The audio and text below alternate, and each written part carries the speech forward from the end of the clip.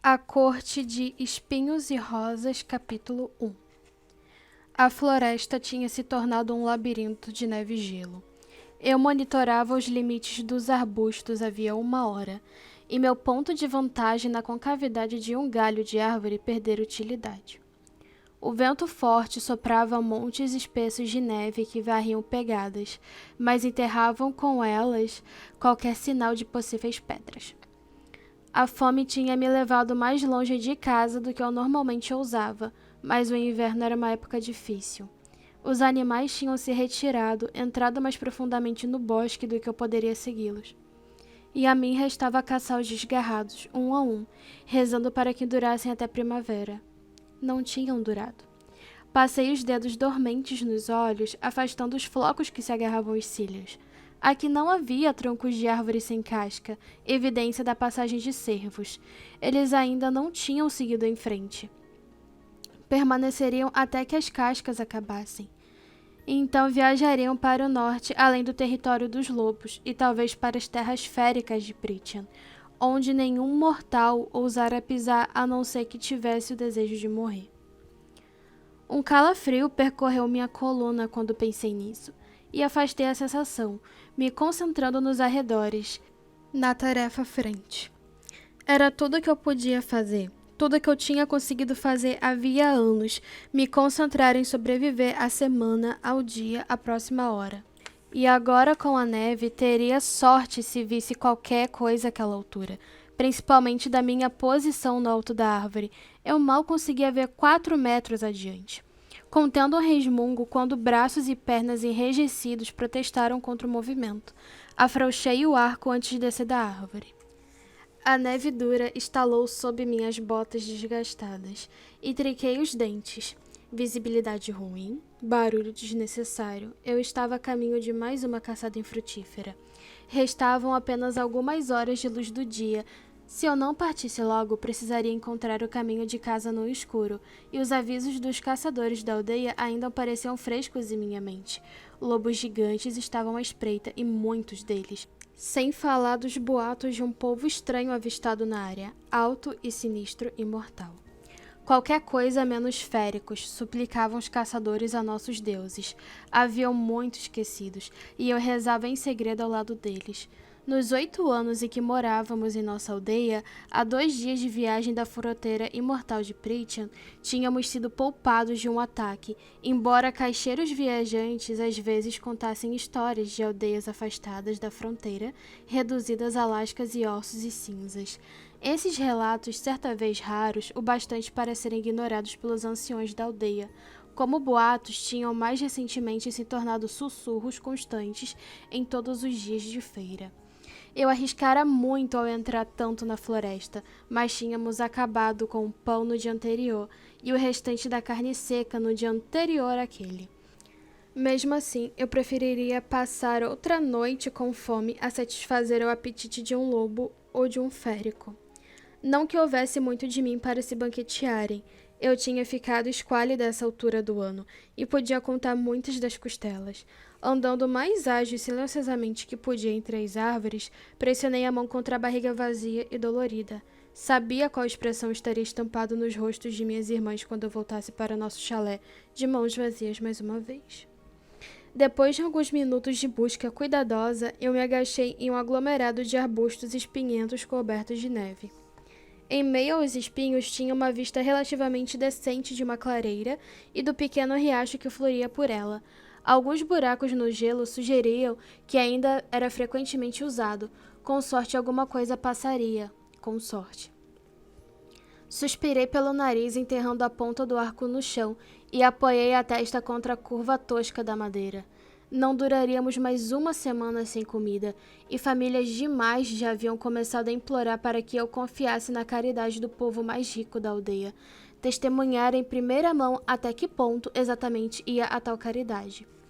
Eu me posicionei mais confortavelmente e acalmei a respiração, fazendo esforço para ouvir a floresta por cima do vento.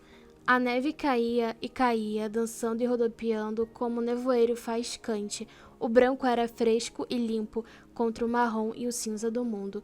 E apesar de não querer, apesar de ter braços e pernas dormentes, silenciei aquela parte inquieta e maligna da minha mente a fim de observar o bosque coberto pelo véu de neve. Houve um tempo em que para mim era instintivo desfrutar o contraste da grama nova contra o solo escuro e revirado, ou um broche de ametista aninhado em dobras de seda esmeralda. Houve um tempo em que eu sonhava e respirava e pensava em cores e luzes e formas. Às vezes eu até mesmo me permitia sonhar com o dia em que minhas irmãs estariam casadas e seríamos apenas papai e eu, com comida suficiente para todos, dinheiro bastante para comprar tinta e tempo bastante para colocar aquelas cores e formas em papel ou tela ou nas paredes do chalé. Um sonho que provavelmente não aconteceria tão cedo, talvez nunca. Então me restava roubar um momento como aquele, admirar o brilho da luz pálida do inverno sobre a neve. Não conseguia me lembrar da última vez que tinha parado a fim de admirar qualquer coisa linda ou interessante.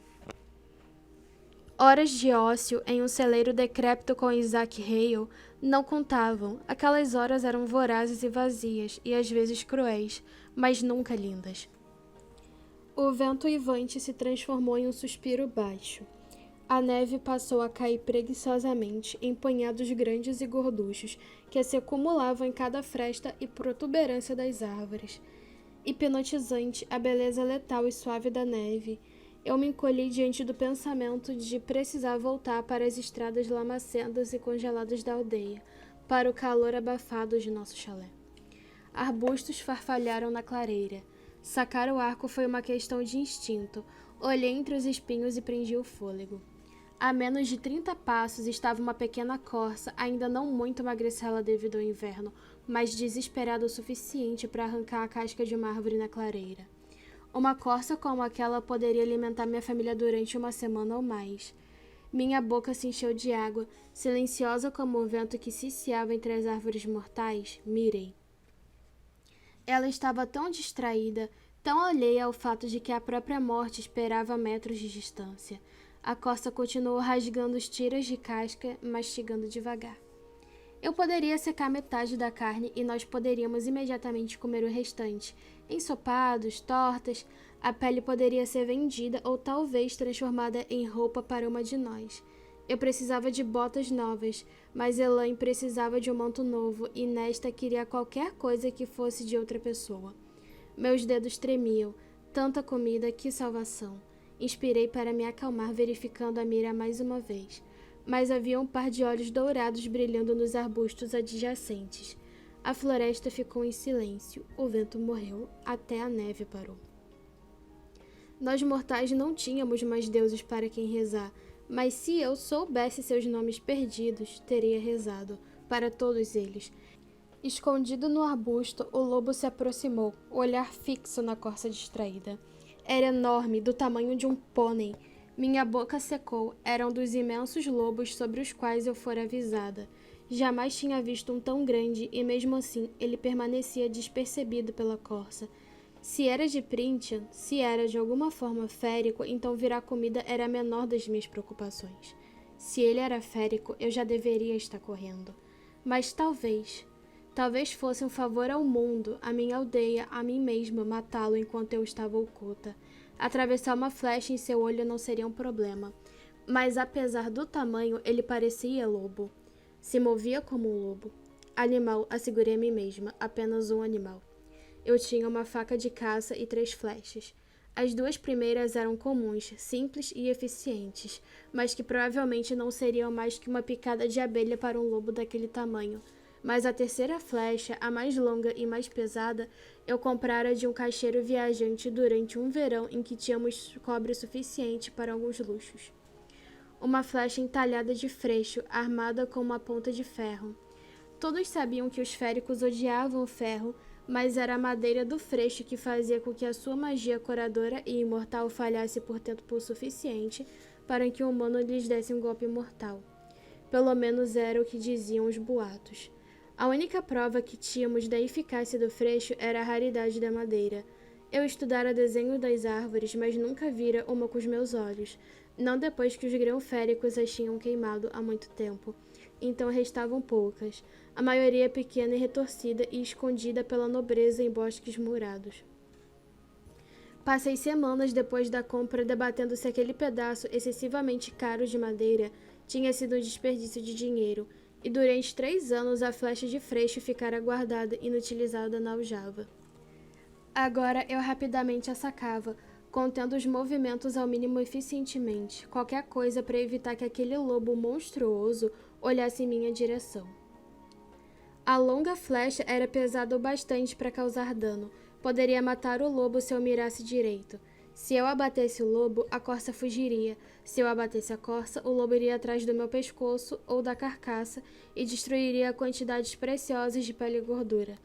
Meu peito ficou tão apertado que doeu, e naquele momento percebi que a minha vida se reduzia a uma pergunta: o lobo estava sozinho? Segurei o arco e puxei ainda mais a corda. Eu era boa de tiro, mas jamais enfrentara um lobo. Achei que isso me tornava sortuda, até mesmo abençoada, mas agora não sabia onde acertar ou com que velocidade eles se moviam. Não podia correr o risco de errar, não quando só tinha uma flecha de freixo. E se houvesse de fato o coração de um férico batendo sob aquele pelo, então que morresse depois de tudo que aquele povo fizera conosco. Eu não correria o risco de que ele espreitasse nossa aldeia mais tarde, atrás de massacrar e alejar e atormentar, que morresse ali e naquele momento. Eu ficaria feliz em acabar com ele. O lobo se esgueirou mais para perto e um galho se partiu sob uma das patas, cada uma maior que a minha mão. A corça ficou rígida. Ela olhou para os 2 lados, os ouvidos se esticando na direção do céu cinzento. Com o lobo abaixado a favor do vento, a corça não podia vê-lo nem sentir seu cheiro. A cabeça do lobo pendeu e o enorme corpo prateado do animal, tão perfeitamente camuflado na neve e nas sombras, se equilibrou sobre as ancas. A corça ainda olhava na direção errada. Desviei minha atenção da corça para o lobo e então, de volta, pelo menos ele estava sozinho. Pelo menos nisso eu fora poupada. Mas se o lobo assustasse a corça, só me restaria um lobo imenso e faminto, possivelmente um férico, procurando pela segunda melhor refeição. E se ele a matasse... Se eu calculasse errado, minha vida não seria a única a ser perdida, mas a minha vida havia sido reduzida a nada além de riscos nos últimos 8 anos, em que eu caçava no bosque. E eu fazia a escolha certa na maioria das vezes. Na maioria das vezes. O lobo disparou dos arbustos em um lampejo cinza, branco e preto, as presas amarelas reluzindo. Era ainda mais colossal exposto, uma maravilha de músculos, velocidade e força bruta. A corça não tinha a menor chance. Disparei a flecha de freixo no lobo antes que ele destruísse mais a caça. A flecha encontrou o alvo em um dos flancos do lobo e podia jurar que o próprio chão estremeceu. O lobo uivou de dor, soltando o pescoço da corça conforme o próprio sangue espirrou na neve, reluzente como rubi. O lobo se voltou para mim, aqueles olhos amarelos arregalados, o pelo do pescoço arrepiado. Seu grunhido baixo ressoou no buraco vazio do meu estômago quando fiquei de pé, a neve se revirando ao meu redor, com a outra flecha preparada. Mas o lobo apenas olhou. Me olhou, a mandíbula manchada de sangue, minha flecha de freixo despontando banal de seu flanco.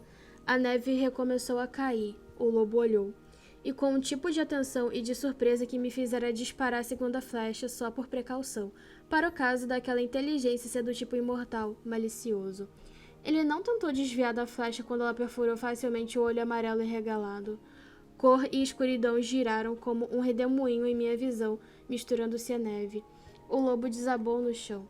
Suas patas estremeciam e o gemido baixo cortou o vento. Impossível, ele deveria estar morto, não morrendo. A flecha atravessou o olho do lobo até quase a ponta de penas de ganso. Mas o lobo, o férico, não importava, não com aquela flecha de freixo enterrada no flanco. Mesmo assim, minhas mãos tremeram quando afastei a neve do caminho e me aproximei dele, ainda mantendo uma boa distância.